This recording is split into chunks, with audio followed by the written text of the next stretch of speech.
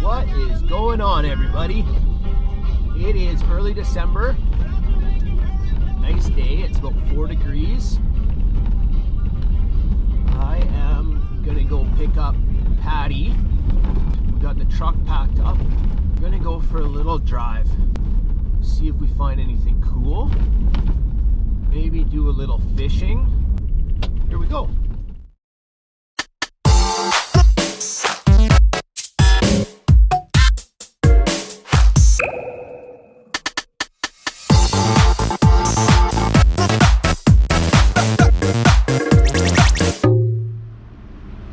What's up, Patty?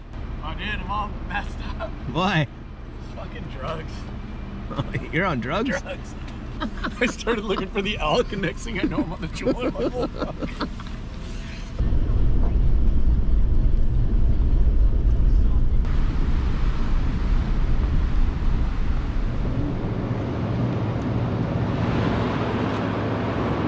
Yeah, let's go up to the next one and or if you cast it. Yeah, hang on. There's been like nobody here.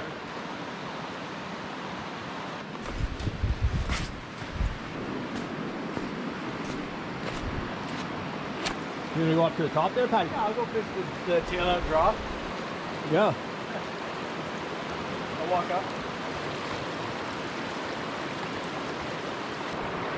Found a little spot to fish here. Patty's gonna go up and swing the bull trout fly through. There's been absolutely nobody up here. No footprints coming down here. It's a little cooler up here, a little windier, but this it's pretty sweet in here.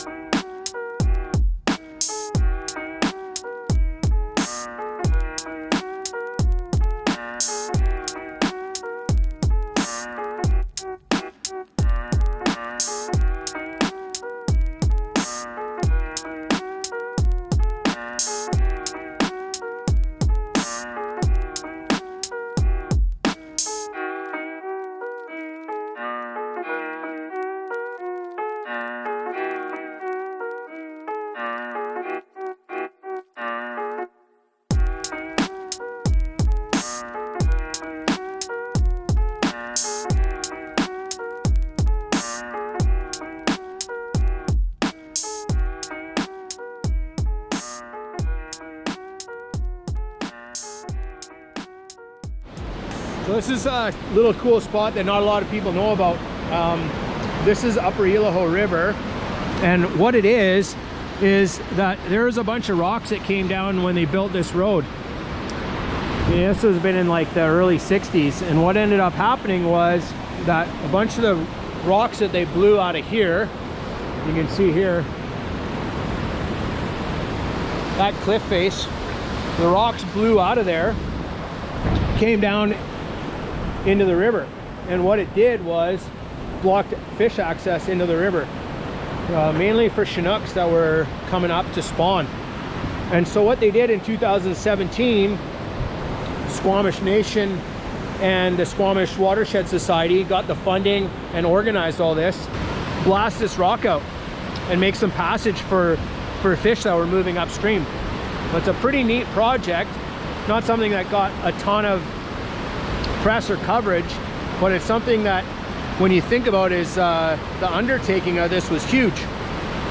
And so what they did was they came up, and a company came up and did the blasting, and you can still see some of the remnants of all the blasting that they did. And what they did was they tried to blow a bunch of big cracks in this rock, and they actually moved a smaller rock from the inside. If you can see the sort of where the inside is here, there was a rock that was impeding that. And this was just a section that was really difficult for fish to come by. And the hope is that they've broken this big rock up a bunch of times, and there will be, as the river comes up and moves around, that it's going to start pushing some of that out, make it for easier access for Chinooks to get up here. There's lots of area for them to spawn up above, and so this is a pretty neat project and kind of a little cool piece of the valley here that not a lot of people know about.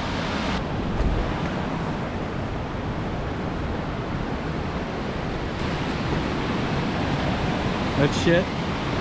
See where the hole is? The Yeah. middle hole? Yeah. Underneath, it's all flowing underneath that. Both those holes, the water's coming in and flowing back out. Yeah, it's wicked. So it's all undercut. And there's another cool little hole in there. I don't think the hole far right comes in there. You see the big boulders that are in the bottom one there? Where? Yeah, Just in the bottom one, there's those big boulders that are obviously been pushed up in there in high water. Well, and those are the ones spinning around, carving it out. Freaking awesome.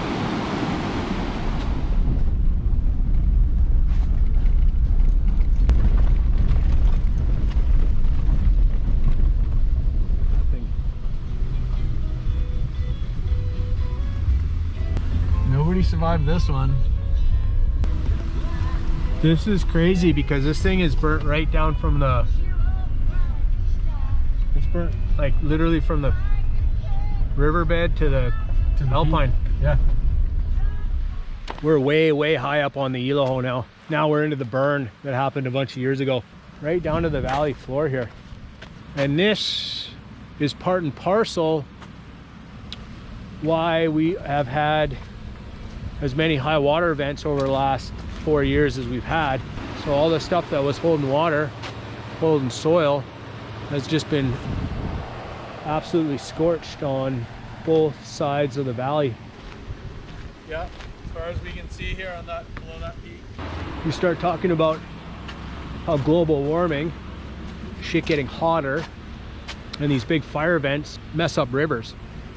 This is the shining example of it. Shining might not be the word, but this is the example of it, where this is a massive burn. This is way up high on the Elaho, and this is the whole valley is just absolutely torched. Nothing gets held up here, so all that water, snow melt, rain melt, it all gets flushed out, and obviously detrimental to everything that's in here, especially in the fall when we get big run of chums or cohos, and then you have a super high water event, blows everything out.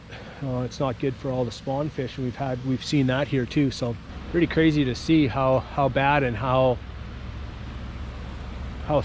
sort of thorough it is, you know, how expansive this fire has been up in this area.